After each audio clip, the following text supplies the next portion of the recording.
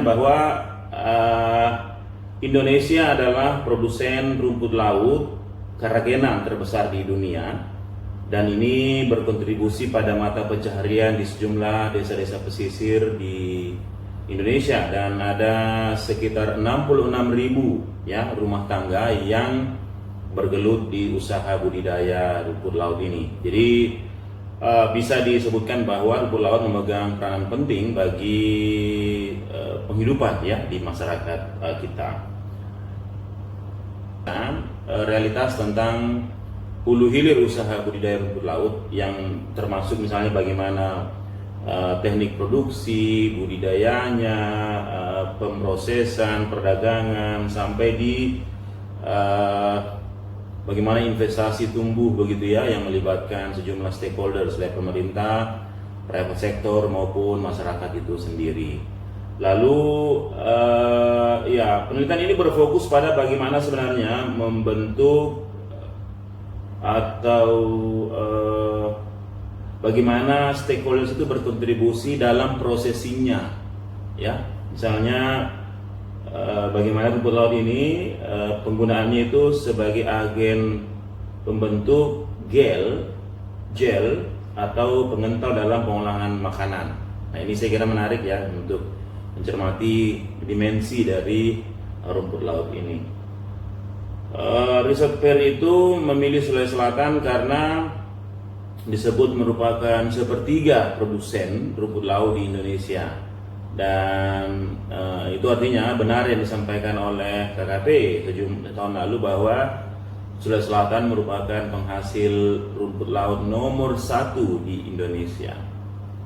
Hal penting adalah bahwa di kajian ini menyebutkan bahwa produksi harusnya menjadi atensi para pihak. Misalnya bagaimana produksi ini tetap langgeng, misalnya di dinamika oceanografi, kondisi cuaca, meteorologi, bahkan kualitas air ya, karena banyak juga kawasan atau pesisir kita ini multifungsi. Jadi kadang-kala digunakan jalur transportasi, kadang-kala juga digunakan sebagai jalur perikanan, penangkapan ikan, dan usaha budidaya. Dan itu mestinya menjadi atensi semua pihak untuk memberikan kepastian usaha terkait rumput laut ini. Saya kira itu poin menarik ya yang bisa kita cermati. Termasuk juga misalnya bagaimana ketersediaan tenaga kerja. Saat ini di sejumlah desa atau di kabupaten pesisir itu ada semacam defisit ya, defisit tenaga kerja karena perkembangan kota, banyak anak-anak muda yang migrasi ke kota dan meninggalkan usaha seperti rumput laut ini. Jadi cermatan adalah bahwa di hampir semua desa pesisir, di desa-desa yang membudidayakan rumput laut itu kontribusi untuk skala kecil, misalnya rumah tangga itu sekitar 60% dari total produksi.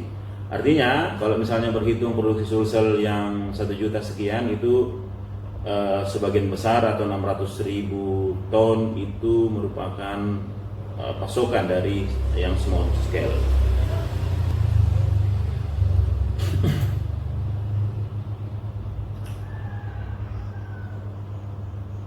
Nah, ada yang menarik yang disampaikan oleh Pak Paul Pasaribu itu tentang realitas bagaimana pembudidaya rumput laut di desa-desa pesisir atau di sulsel ya, di sejumlah titik. Jadi pengetahuan berbasis lokal yang ditransfer atau dideliver dari mulut ke mulut atau secara turun-temurun itu yang kemudian diikuti atau dijalankan. Tidak ada juga modifikasi, tapi modifikasi ini nampaknya itu karena memang inovasi dari di dalam petani rumput laut.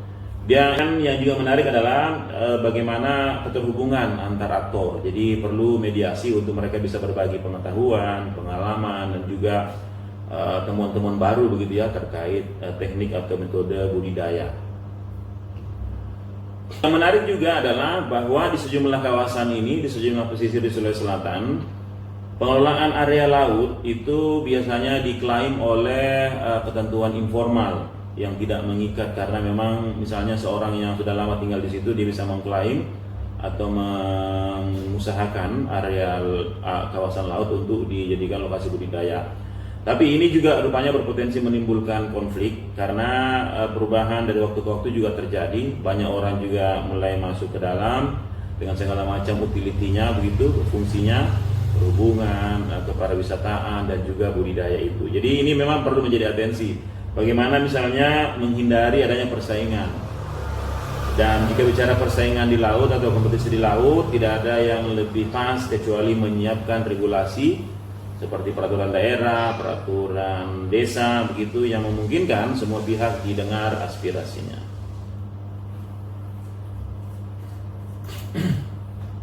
Nah, ada juga yang perlu menjadi atensi bahwa kalau melihat misalnya pengalaman di Takalar itu yang saya videokan di depan, itu memang ada sejumlah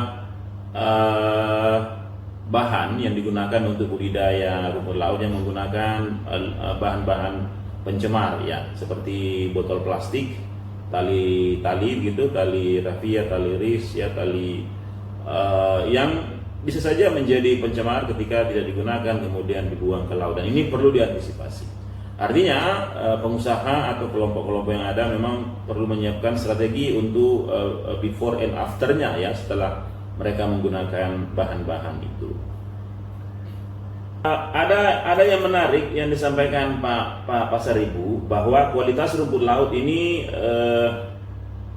sebenarnya harga ini tidak mencerminkan parameter kualitas rumput laut. Jadi dia ingin mengatakan bahwa faktor kelembapan, kemudian tingkat kontaminasi seperti pasir, kemudian bahan-bahan lainnya itu yang tercampur itu sebenarnya juga masih ada, masih terjadi, masih ditemukan. Sehingga perlu juga misalnya ada semacam dukungan atau insentif untuk pengolah, untuk produser, untuk marketer yang mengadopsi tentang teknik-teknik pengolahan produk atau bisnis yang lebih baik begitu, sehingga diharapkan harga juga bisa lebih baik. Meskipun kalau membaca statement ini sepertinya memang harga ini menjadi sangat rentan ya. Di tingkat petani seringkali dirugikan karena itu ditentukan oleh level middleman ke atas. Juga perlu menjadi cermatan adalah bahwa produksi di Sulsel sangat tinggi, sangat besar. Potensi keragenan kita sangat besar dan ini dibutuhkan oleh pasar global. Dan harusnya pemerintah provinsi itu bisa memaksimalkan misalnya bagaimana ketersediaan benih, ketersediaan sarana prasarana dan juga kemudahan untuk mereka bisa proses dan kemudian menjadi produk-produk keragenan yang siap ekspor. Ada kabar menarik sebenarnya bahwa ternyata di Pindrang misalnya sudah ada pabrik pengolahan rumput laut dan itu membutuhkan banyak sekali produk-produk, banyak sekali raw material begitu. Dan ini harusnya menjadi atensi juga bagaimana memastikan pasokan, kemudian bagaimana jaminan tentang kesejahteraan ya para petani atau pembudidaya rumput laut kita. Poinnya jelas bahwa untuk meningkatkan nilai tambah, untuk meningkatkan kesejahteraan petani rumput laut memang perlu ada manajemen yang adil, manajemen yang memungkinkan kapasitas terus ditingkatkan dan pada saat yang sama produksi juga dimaksimalkan. Ini nilai ekonomi yang sangat besar, bisa triliunan dan ini bisa menjadi PAD untuk kabupaten pesisir dimanapun dan juga tentu pemerintah provinsi dan pemerintah di Jakarta. Nah, ini menarik ya, misalnya tentang bagaimana fungsi pemerintah. Jadi bagaimana pemerintah mengontrol misalnya industri rumput laut.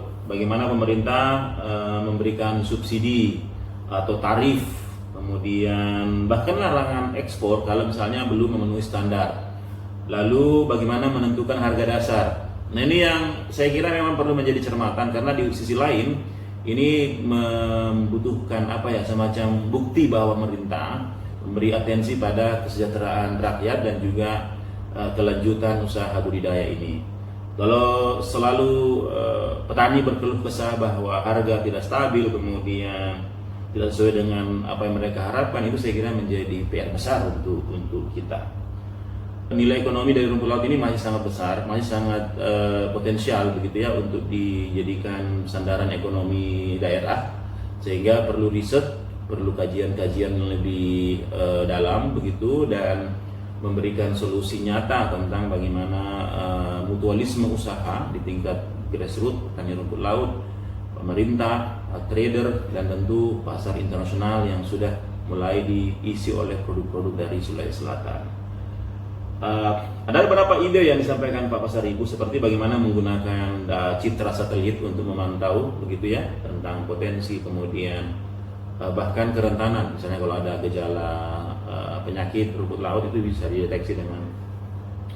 Lalu ada namanya spektroskopi atau pengujian menggunakan cahaya inframerah untuk mendeteksi karakteristik dan kualitasnya. Jadi jenis-jenis misalnya Capopicus, Uchema cottoni, kemudian Gracilaria dan macam-macam itu harusnya memang diintervensi oleh teknologi.